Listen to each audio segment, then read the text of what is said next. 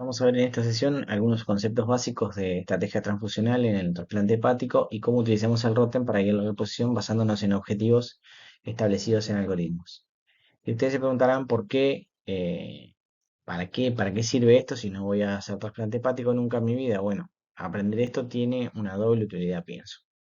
Por un lado, refuerza el aprendizaje de la interpretación del ROTEM que vimos en otros escenarios clínicos en los videos anteriores. Y por otro lado, es totalmente aplicable a un paciente cirrótico que será sometido a cualquier tipo de cirugía, ¿tá? Que es una probabilidad que le puede ocurrir en cualquier momento. Esta es la cascada de la coagulación clásica.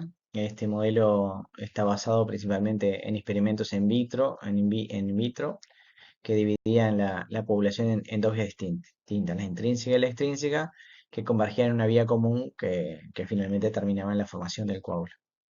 Sin embargo, con el tiempo y los avances en la investigación, se identificó que este modelo tiene algunas limitaciones y aspectos que no son muy realistas con respecto a la coagulación en vivo. Pero lo peor de todo es que este esquema, este modelo, es muy difícil de recordar y uno se lo aprende para el examen y al otro día se lo olvida. ¿Tá? Entonces, tiene poca utilidad clínica y además es el responsable de que el 99% de los médicos aborrezca la coagulación y no quiera adentrarse en ella. Debido a las limitaciones que tiene este modelo y al avance en el entendimiento de algunos aspectos de la coagulación, se propuso este modelo, que es el modelo celular, que hace énfasis en la interacción entre las células y los factores plasmáticos, eh, de modo que es un modelo bastante más representativo de lo que ocurre en vivo, ¿no? En este modelo tenemos tres etapas fundamentales: iniciación, amplificación y propagación. ¿Tá? La fase de iniciación, que se correlaciona con el tiempo de protrombina, se produce la activación inicial, que está dirigida por células que aportarían lo que se llama factor tisular o TF por las siglas en inglés. El factor 7 se une al factor tisular, está formando el factor 7 activado, activándolo, y a su vez este activa el factor 9 y el 10. La segunda fase, que sería la de amplificación, en esta fase hay pequeñas cantidades de trombina que son generadas en esta fase de iniciación, preparan a las plaquetas y a otros factores para la fase que viene. ¿Tá?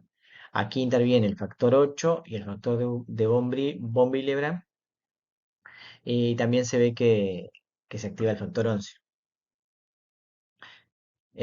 La última fase de propagación es donde se produce una gran cantidad de trombina. Está el factor 10 activado y el factor 5 activado, forman el complejo protrombinasa que convierte la protrombina en trombina. ¿Tá? Esta trombina generada activa a su vez a las plaquetas y a más factores de la coagulación, lo que lleva a la formación de la malla de fibrina y al coágulo. ¿Tá? Este modelo es bastante más entendible y más fácil de recordar. Este es el triángulo de la coagulación que dio nuestra amiga Isabel Arias, que es una anestesióloga colombiana, que me parece que es no, también bastante fácil de entender y representativo de lo que pasa en el paciente. Es un triángulo equilátero que tiene tres componentes esenciales, uno por cada vértice del triángulo. ¿Tá? Las plaquetas, la trombina y el fibrinógeno. ¿Tá? El objetivo final, que está en el centro del triángulo, es la formación de la malla de fibrina, que es lo que dará lugar al coágulo. Cada vértice del triángulo, entonces, tiene que ver con estos elementos esenciales que van a formar la trombina. La generación de trombina, que es el elemento desencadenante o principal a partir de la protrombina, se produce a través del factor 10 activado, tanto por la vía intrínseca como por la extrínseca. Pero este es el modelo que más me gusta a mí, es el modelo automovilístico de la coagulación, que representa una manera bastante simplificada y visual de lo que es el proceso de la hemostasis. ¿Tá? Este es el modelo que dio Klaus Werling, que es un anestesiólogo experto en coagulación, que es además el que diseñó todos los algoritmos para Rote. Entonces, en este modelo tenemos el arranque, o starter, que está representado por el factor tisular y el factor 7 activado. ¿Tá? Esto es lo que determina la iniciación de la coagulación. ¿Tá? Es similar a cuando ponemos la llave en el auto para encenderla. Luego tenemos el motor, el engine, ¿tá? Que son las plaquetas activadas, ¿tá? Están representadas ahí en el centro y funcionan como el corazón de la respuesta, o sea, el motor de la coagulación, ¿tá? Como si fuera el motor de un automóvil.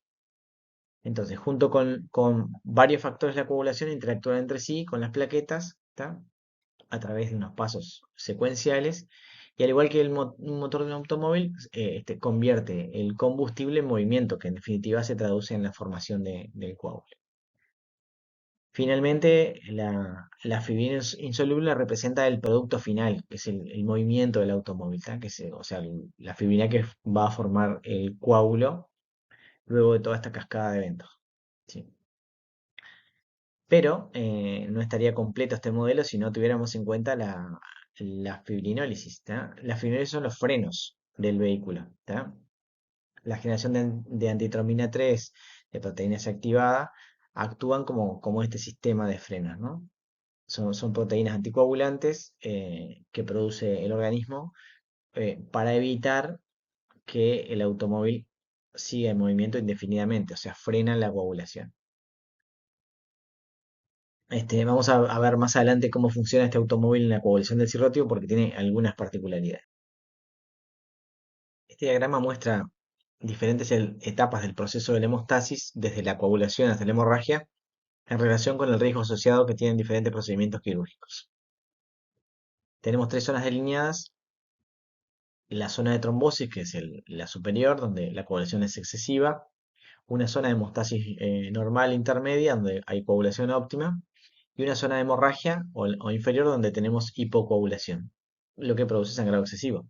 Entonces, las líneas que ven ahí muestran diferentes factores como la cirugía, la mala hemostasis, la hemostasis sin control, algunos efectos postoperatorios sobre la coagulación que pueden desplazar este equilibrio hacia la hemorragia o hacia la trombosis.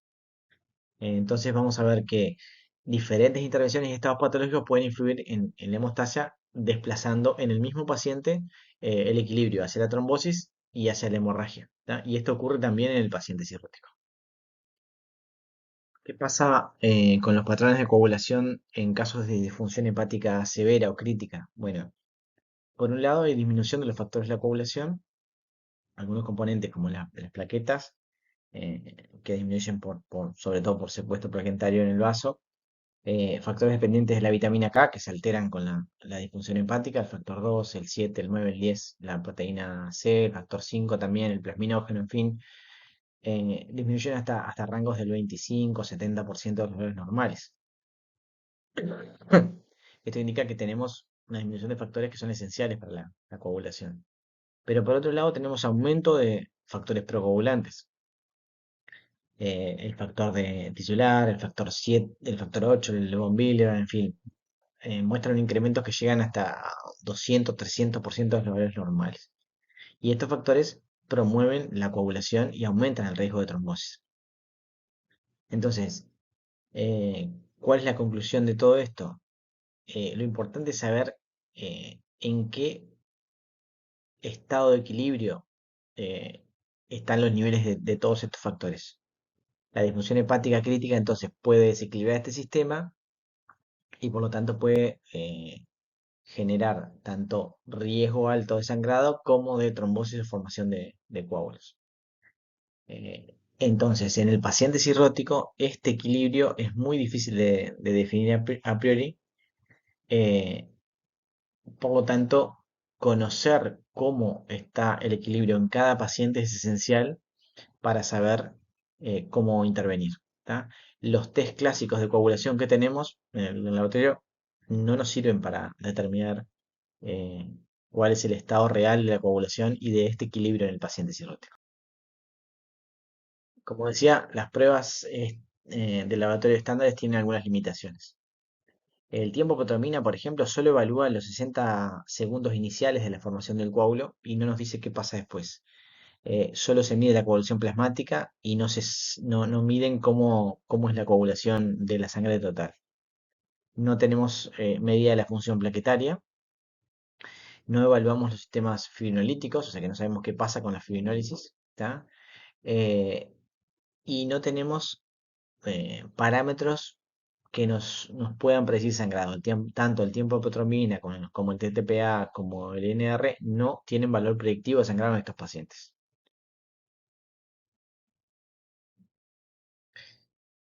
Entonces, los test convencionales no reflejan la realidad del equilibrio, el nuevo estado de equilibrio que tienen los pacientes cirróticos, eh, y por lo tanto no nos sirven en este tipo de pacientes. Por otro lado, los test de laboratorios clásicos están determinados con puntos de corte que se obtienen para poblaciones de pacientes normales, por lo tanto tampoco nos sirven los valores de referencia. En cambio, las pruebas viscoelásticas sí tienen ventajas. ¿Tá? Primero, nos permiten una medición de la coagulación en forma dinámica y global. eh, Integra todas las fases de la coagulación. O sea, podemos también determinar cómo está la generación de trombina, la formación del coágulo y la fibrinólisis, la destrucción final del coágulo. Se realizan a la temperatura del paciente, son fáciles de usar e interpretar. El resultado se obtiene en pocos minutos, el A5, como su nombre lo indica, se obtiene en 5 minutos, ¿tá? Y nos brindan una guía muy efectiva para indicar no solo qué hemocomponente transfundir, sino cuánta cantidad. Como decíamos, los valores de punto de corte del Rotem se establecen para pacientes cirróticos específicamente. Están hechos para poblaciones de pacientes cirróticos utilizando lo que se llaman curvas ROC. ¿Tá? En cambio, en los pacientes sanos se utilizan curvas de Gauss o curvas de distribución normal, por lo cual estos test de coagulación clásicos no son aplicables a pacientes cirróticos. Entonces, tenemos tres puntos fundamentales en la gestión de la sangre del paciente o patient blood management guiados por Rotem. Primero, debemos evitar intervenciones innecesarias, ya que no solo tienen un costo, sino que además aumentan la mortalidad. Segundo, hay que hacer hincapié en la utilidad del Rotem como herramienta predictiva para optimizar el uso de transfusiones y otras intervenciones hemostáticas. ¿Tá? Son pruebas que tienen un alto valor predictivo negativo. Sobre todo nos dicen qué no hacer en el paciente y qué hemocomponente no transfundir para evitarle mayor daño. Y finalmente, hay que remarcar que no todos los pacientes que tienen valores anormales de Rotem necesariamente presentarán sangrado. ¿Tá? Por lo que, si los pacientes no sangran, el Rotem tampoco nos sirve para predecir cuáles van a sangrar. Entonces, en conclusión, tenemos que enfatizar la importancia de un enfoque cuidadoso, basado en la evidencia, está individualizado para cada paciente, utilizando el Rotem como herramienta fundamental para guiar nuestras decisiones clínicas basadas también en algoritmos. En pacientes con enfermedad hepática crónica o que sean sometidos a cirugía hepática o trasplante, es muy habitual sobreestimar el riesgo de sangrado y subestimar el riesgo de trombosis. En este estudio se vio que mediante test viscoelásticos, estos pacientes mostraban un 77% de test normales, un 28% donde había hipercoagulabilidad y un 4,6% donde había hipocoagulabilidad. Esto contrasta con la evaluación de esta misma población con test de coagulación estándares, donde se veía que el 65% tenía valores alterados en el TP y en el INR. A pesar de estos resultados, se vio que de los 348 pacientes, ¿tá? Ninguno tuvo hemorragia posoperatoria, mientras que sí el 5,8% tuvieron eventos tromboembólicos. ¿Tá? Entonces, los test viscoelásticos dan una evaluación mucho más robusta del estado de población del paciente, lo que se evidencia en este trabajo. Esta gráfica compara el valor predictivo de los test estándares con el ROTEM en pacientes cirróticos. Esta gráfica muestra test de laboratorio estándares, ¿tá? Y el ROTEM para predecir sangrado postoperatorio en pacientes con cirrosis hepática. Eh, Ahí se ven varios valores, varios parámetros que se muestran con los valores de área bajo la curva, que es un indicador de precisión o de sensibilidad de estos test. Y además se indican valores óptimos de corte para cada parámetro, sensibilidad, especificidad, valor predictivo positivo y negativo. Lo que se ve acá es que algunos test de Rotem, particularmente el CT en el extem, tienen un área bajo la curva que es significativamente alta, lo que indica que tienen una muy buena capacidad predictiva. En contraste, si ven, si ven algunos test de laboratorio estándar, como por ejemplo las plaquetas, tienen eh, áreas con la curva muy baja, por lo tanto, muy bajo valor predictivo. Eh, Esto demuestra el valor que tiene Rotem como valor predictivo de sangrado en estos pacientes. Estudio publicado en la British Journal investigó la eficacia de las pruebas de Rotem en comparación con las pruebas de estándares de laboratorio para predecir el sangrado postoperatorio en pacientes de trasplante. Los resultados muestran que Rotem fue superior a las pruebas estándares para discriminar riesgo de sangrado y sobre todo respecto al fibrinógeno plasmático. ¿Tá? Los valores de Rotem que tienen que ver con la polimerización del fibrinógeno mostraron ser muy superiores a la dosificación plasmática de fibrinógeno. Pero Rotem también se puede utilizar para detectar un subgrupo de pacientes que tienen mayor riesgo de trombosis. Por ejemplo, pacientes que tienen un MSF en el FIPT mayor a 25, sobre todo en pacientes que tienen hepatocarcinoma, tienen 5 veces mayor riesgo de desarrollar trombosis venosa profunda, aún en aquellos pacientes que ya tienen cirrosis o afectación de la función hepática. Aquí algunos aspectos que tienen que ver con la coagulación en el paciente cirrótico, que nos van a servir de base para entrarnos la próxima sección a ver cuál es la mejor estrategia transfusional en estos pacientes y cómo aplicamos el ROTEM en cirugía hepática y trasplante.